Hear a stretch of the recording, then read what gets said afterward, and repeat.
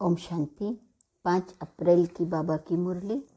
मीठे बच्चे, औरों को समझाने की सर्विस करते रहो। ज्ञान धन का दान करो तो अपार खुशी रहेंगी। सर्व की आशीर्वाद मिलेंगी। बाप की याद भूलेंगी नहीं। समझाने की सर्विस करो, कितना फ़ायदा होगा। अपार खुशी रहेंगी, सर्व की आशीर्वाद मिलेंगी, बाप की याद भूलेंगी नहीं। प्रश्न: बाप तुम बच्चों को रूहानी ड्रिल क्यों सिखलाते हैं? उत्तर: पहलवान बनाने के लिए। जितना तुम बाप की याद में रहते हो, पढ़ाई पर ध्यान देते हो, उतना तुम्हारे में ताकत आती जाती है। इस बल से तुम माया पर विजय प्राप्त कर लेते हो। तुम कोई स्थूल हथियार आदि नहीं चलाते, स्वदर्शन चक्र से माया का गला काटते हो। यह है अहिंसक युद्ध। ड्रिल क्यों सिखलाते हैं? पहलवान बनाने के लिए। जितना याद में रहते, पढ़ाई पर ध्यान देते, तो उतना एक ताकत आती जाती है। दूसरा, माया पर विजय प्राप्त कर लेते हो। तीसरा, माया का गला काटते हो। गीत है: बचपन के दिन भुला न देना, आज हंसे कल रुला न देना। ओम शांति। बच्चे इस गीत का अर्थ समझते होंगे। बाप करन करावन हार है न, तो ऐसे ऐसे गीत भी बाबा ने बच्चों के लिए बनवाए हैं। बाप बच्चों को कहते हैं कि बेहद के माता पिता के बच्चे बनकर फिर भुला नहीं देना। यह याद लंबी है, याद करते ही रहना है। जब माता पिता कहते हैं तो पिता को याद जरूर करना है। माता पिता की याद तो पहले होती है, फिर वर्षे के लिए बाप की ही याद रखनी पड़ती है। लिखा हुआ भी है, डीटी सावरंटी तुम्हारा ईश्वरीय जन्मसिद्ध अधिकार है। परमपिता परमात्मा है विश्व का रचयिता, तो जरूर स्वर्ग नई दुनिया ही रचेंगे। बाप कभी ऐसे नहीं कहेंगे कि हम पुराना घर बनाते हैं। हमेशा नया घर ही बनाते हैं। पुराना बनाने का अक्सर कभी नहीं निकलता। बेहद का बाप भी नई दुनिया ही रचते हैं। अब बच्चे जानते हैं हम माता पिता से वर्षा पाने श्रीमत पर चल रहे हैं। यह है बुद्धि की यात्रा। वह जिस्मानी यात्राएं तो जन्म जन्मांतर करते आते हैं और घड़ी घड़ी करते रहते हैं। यह रूहानी यात्रा एक ही बार होती है, तो यात्री पंडे को कभी भूल नहीं सकते, अथवा बच्चे माता पिता को कभी भूल नहीं सकते। तुम हो पांडव सेना, सुप्रीम पंडा है शिव बाबा। तुम हो उनके बच्चे। बद्रीनाथ व अमरनाथ पर जाते हैं तो बुद्धि में यात्रा ही याद रहती है। वैसे विलायत से लौटते हैं तो फिर अपना बर्थ प्लेस ही याद रहता है। खुशी होती है कि हम घर जाते हैं। तुम बच्चे भी जानते हो, अपने बेहद घर स्वीट होम में हम जाते हैं। विक्रमाजीत जरूर बनना है। यह बाप ही आकर सिखलाते हैं। कहते हैं सिवाय याद व योग के तुम्हारे विकर्म विनाश हो नहीं सकते। योग की महिमा बहुत है। प्राचीन भारत का योग गाया हुआ है पुराने ते पुराना। सतयुग है नई दुनिया, तो इस समय पुरानी दुनिया में पुराना योग सिखलाते हैं। योग की महिमा बहुत है। बाप यह योग सिखला कर जाते हैं, फिर भक्ति मार्ग शुरू होगा। तुम कहेंगे प्राचीन योग मनुष्य को कभी सिखला न सके, और सभी अनेक प्रकार के योग मनुष्य को सिखलाते हैं। अब तुम बच्चे जानते हो सभी का सच्चा बाप एक है और सबकी माँ जगदम्बा है। यूँ तो फादर सबको कहते रहते हैं। म्यूनिसिपालिटी के चेयरमैन को भी फादर कहते हैं। ऐसे तो फिर बहुत हो जाते। गॉडफादर एक ही है, वह है रचयिता। सृष्टि भी एक ही है। ऐसे नहीं कि नीचे व ऊपर कोई सृष्टि है। मनुष्य कितनी कोशिश करते हैं चंद्रमा स्टार्स तरफ जाकर प्लॉट खरीद करें, जब अति में जाते हैं तो फिर विनाश हो जाता है, बल कितना भी माथा मारे। अब बाप कहते हैं, लाडले बच्चे, बचपन भूला नहीं देना। यहाँ तो पहले बच्चे बनते हैं बाप के, वही बाप फिर शिक्षक भी बनते हैं। वर्षा देने वाला एक ही बाप है। सन्यासियों को तो माता पिता है नहीं, प्रॉपर्टी मिल न सके। लौकिक बाप से तो सबको वर्षा मिलता है, पारलौकिक बाप एक ही है, उनको कहा जाता है रचयिता। बाप कहते हैं, मैं हूँ मनुष्य सृष्टि का बीज रूप, मेरी महिमा भी करते हैं सतचित आनंद स्वरूप। यह तो समझते हो बाप की महिमा बिल्कुल अलग है, और कोई की वो महिमा नहीं कर सकते। विश्व के मालिक लक्ष्मी नारायण की महिमा बिल्कुल अलग है। उनकी महिमा गाते हैं सर्वगुण संपन्न, अहिंसा परमो धर्म, मर्यादा पुरुषोत्तम। पहले नंबर में स्वर्ग के महाराजा महारानी की महिमा है। वह राज्य ही ऐसा है, यथा राजा रानी तथा प्रजा। वहाँ दुख का नाम नहीं रहता, प्रजा को भी दुख का नाम नहीं। ऐसी दुनिया तो जरूर परमपिता परमात्मा ही रचेंगे। उनको कहा ही जाता है हेवनली गॉडफादर। भल अंग्रेज लोग अक्सर कहते हैं हेवन, परंतु समझते नहीं कि हेवन क्या होता है। भारत ही हेवन था। भारत की बड़ी भारी महिमा है। तुम्हारा दुश्मन है रावण, तुम्हारा बेहद का राज्य गंवाने वाली यह माया दुश्मन है। आधा कल्प से तुमने राजाई गंवाई है। गंवाते गंवाते तुम बिल्कुल ही कंगाल बन पड़े हो। फिर तुमको ही राज्य भाग्य मिलता है, तुमको ही हीरो हीरोइन कहेंगे।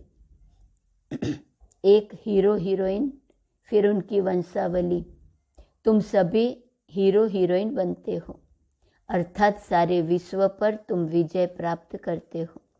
तुम इस समय हीरो हीरोइन का पार्ट बजा रहे हो। सारे विश्व में बाप तुमको हीरो हीरोइन का टाइटल दिलवा रहे हैं। तुम हो शिव शक्ति सेना।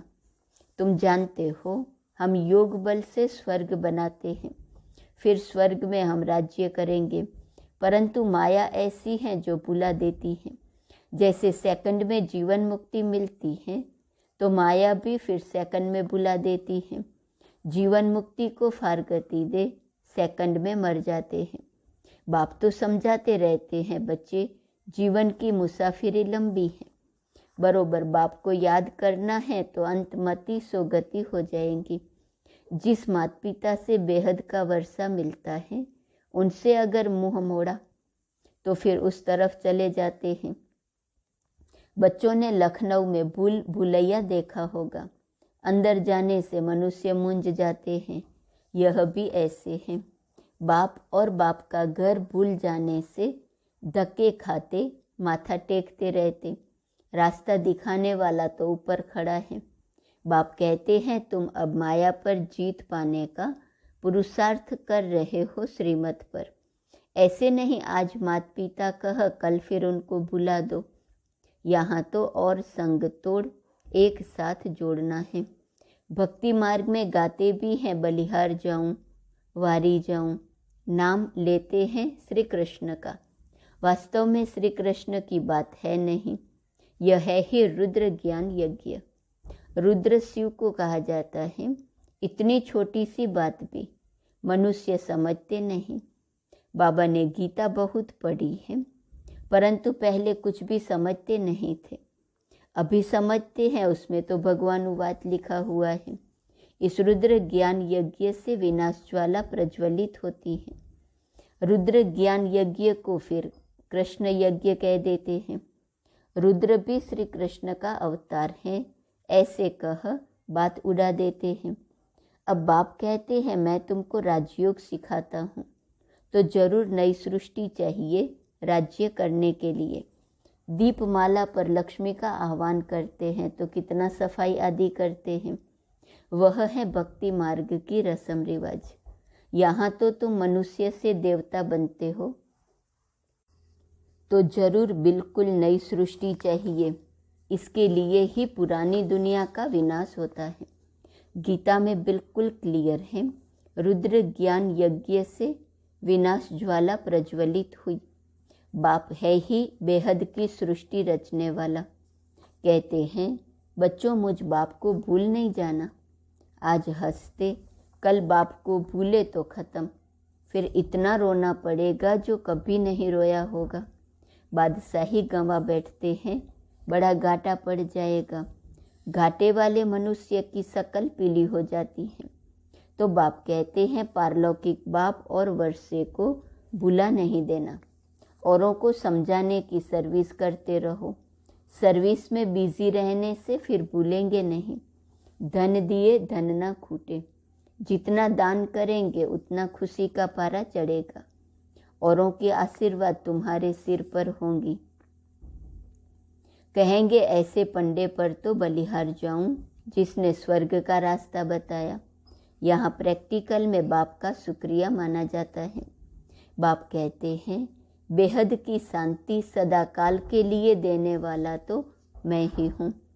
मैं तुमको ऐसे कर्म सिखलाता हूँ जो कभी दुख अशांति हो नहीं सकती।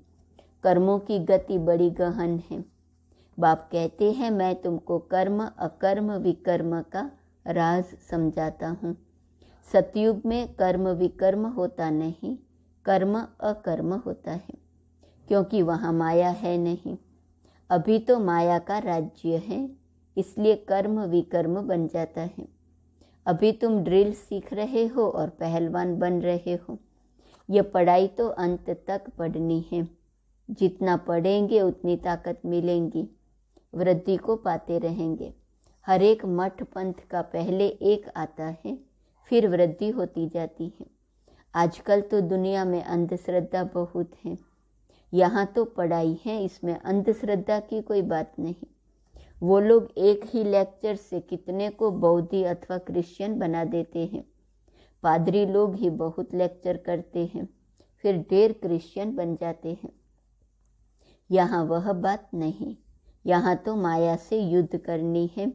इसको कहा जाता है युद्ध स्थल। भगवान आकर हिंसा थोड़े ही सिखलाएंगे। कहते हैं अहिंसा का बल चाहिए, परंतु हिंसक मनुष्य कभी अहिंसा सिखला न सके। अभी तुम बच्चे जानते हो हम बाप से वर्षा पाने का पूरा पुरुषार्थ कर रहे हैं। यह राजधानी स्थापन हो रही है। माला को फिराते राम राम कहते रहते हैं। त्रेता अंत तक 16,108 प्रिंस प्रिंसेस हो जाते हैं। इसमें 8 हैं मुख्य। 8 रत्नों की बड़ी महिमा है। मनुष्य थोड़े ही समझते हैं कि इनका राज क्या है। 8 तो पास विथ ऑनर होते, बिल्कुल सजा नहीं खाते। बाकी 100 तो थोड़ी बहुत सजा खाते ही हैं। बाप कहते हैं बच्चे थक मत जाना, ओ रात के राही। अभी हम रात को क्रॉस कर दिन में जाते हैं। बाबा भी आते हैं संगम पर। आधा कल्प की रात पूरी होती है तो बाप आते हैं। इसलिए ही शिवरात्रि कहते हैं। शिव बाबा की जन्म पत्री और कोई बता न सके सिवाय तुम्हारे। ब्रह्मा की रात और ब्रह्मा का दिन बेहद का गाया हुआ है। घोर अंधियारे से घोर सोजरा होता है। बाप आते हैं अंत में, जबकि रात पूरी हो दिन आता है। तो ब्रह्मा की है बेहद की रात। ये समझ की बातें हैं ना। बाबा खुद कहते हैं मैं साधारण तन में प्रवेश करता हूँ। यह अपने जन्मों को नहीं जानता, मैं बताता हूँ। ब्रह्मा और बीके के इतने जन्म हुए। इन सब बातों को कल्प पहले वाले ही समझेंगे। हम अभी बाप को जानने से आस्तिक बने हैं, बाप से वर्षा लेते हैं। आत्माओं का एक बाप है। ब्रह्मा भी शिव बाबा का बच्चा है। एडॉप्ट करते हैं ना। खुद कहते हैं मैं इनमें प्रवेश करता हूँ और कोई यह बातें कर न सके। बाप कहते हैं लाडले बच्चे, बाप को कभी भूलना नहीं। भूले तो स्वर्ग का वर्षा गंवा देंगे, फिर रोना पड़ेगा। कल्प कल्प की बाजी हो जाती है। कल्प कल्प ऐसा करते रहेंगे। अच्छा, मीठे मीठे सिकीलदे बच्चों प्रति माता पिता बाप दादा का याद प्यार और गुड मॉर्निंग। रूहानी बाप की रूहानी बच्चों को नमस्ते। रूहानी बच्चों की रूहानी बाप को नमस्ते नमस्ते नमस्ते। धारणा के लिए मुख्य सार। पहली पॉइंट, जीवन की लंबी मुसाफिरी में थकना नहीं है। माता पिता से कभी भी मुंह नहीं मोड़ना है और संग तोड़ एक बाप पर पूरा बलिहार जाना है। दूसरी पॉइंट, स्वीट होम में जाने के पहले विक्रमाजीत जरूर बनना है। श्रीमत पर बुद्धि की यात्रा करते रहना है। वरदान, साथ रहेंगे साथ जिएंगे, इस वायदे की स्मृति द्वारा कंबाइंड रहने वाले सहज योगी भव। आप बच्चों को वायदा है कि साथ रहेंगे साथ जिएंगे साथ चलेंगे। इस वायदे को स्मृति में रख बाप और आप कंबाइंड रूप में रहो तो इस स्वरूप को ही सहज योगी कहा जाता है। योग लगाने वाले नहीं, लेकिन सदा कंबाइंड अर्थात साथ रहने वाले। ऐसे साथ रहने वाले ही निरंतर योगी, सदा सहयोगी, उड़ती कला में जाने वाले फरिश्ता स्वरूप बनते हैं। स्लोगन, क्वेश्चन मार्क का टेढ़ा रास्ता लेने के बजाय कल्याण की बिंदी लगाना ही कल्याणकारी बनना है। आज का स्वमान है, मैं निराकारी आत्मा हूँ। अव्यक्त इशारे की पॉइंट 5 अप्रैल। फरिश्ता अर्थात अपनी देह के भान से भी रिश्ता नहीं, देह भान से रिश्ता टूटना अर्थात फरिश्ता। देह से नहीं, देह के भान से। देह से रिश्ता खत्म होगा तब तो चले जाएंगे, लेकिन देह भान का रिश्ता खत्म हो। जैसे बाप दादा पुराने शरीर का आधार लेते हैं लेकिन शरीर में फंस नहीं जाते हैं, ऐसे कर्म के लिए आधार लो और फिर अपने फरिश्ते स्वरूप में, निराकारी स्वरूप में स्थित हो जाओ। ओम शांति।